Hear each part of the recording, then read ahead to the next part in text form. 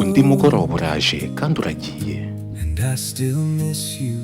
kandi ndacyagukumbura cyane kurusha uko nabivuga.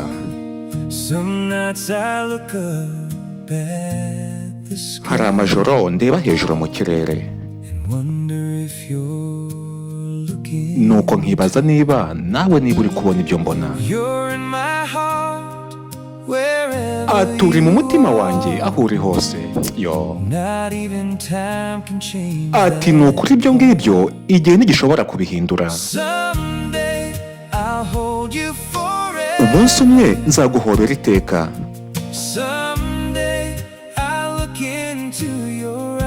umunsi umwe nzarebana nawe mu maso, umunsi umwe amatage ntazongera kudutandukanya, umunsi umwe ntituzongera gusezeranaho ukundi, umunsi umwe uku gutegereza kose kuzarangira,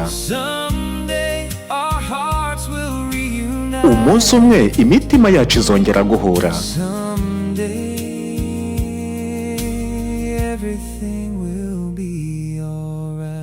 Umunsi umwe ibintu byose bizagenda neza.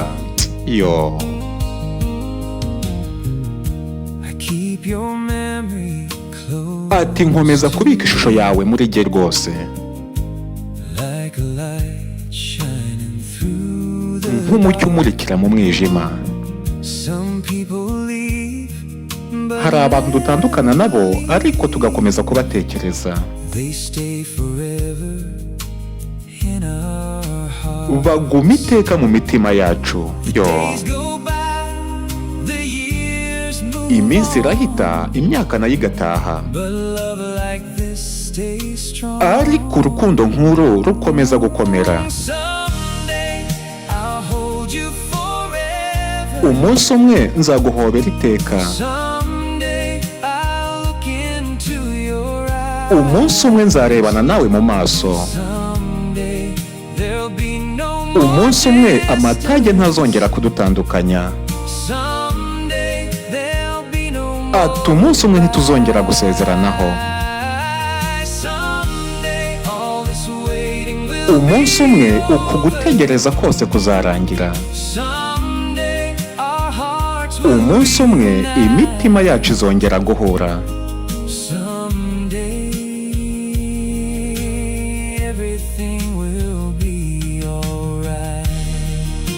Umunsi umwe ibintu byose bizagenda neza.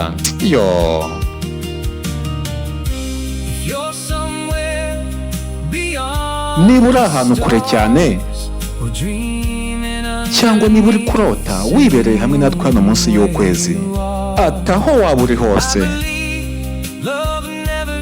nizera ko urukundo rutajya rusezera.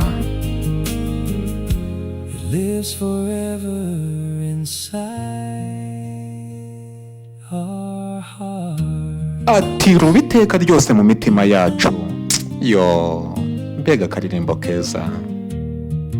Yari Mr. Roben nk'ibisanzwe, umusobanuzi w'indirimbo z'abatwaye imitima.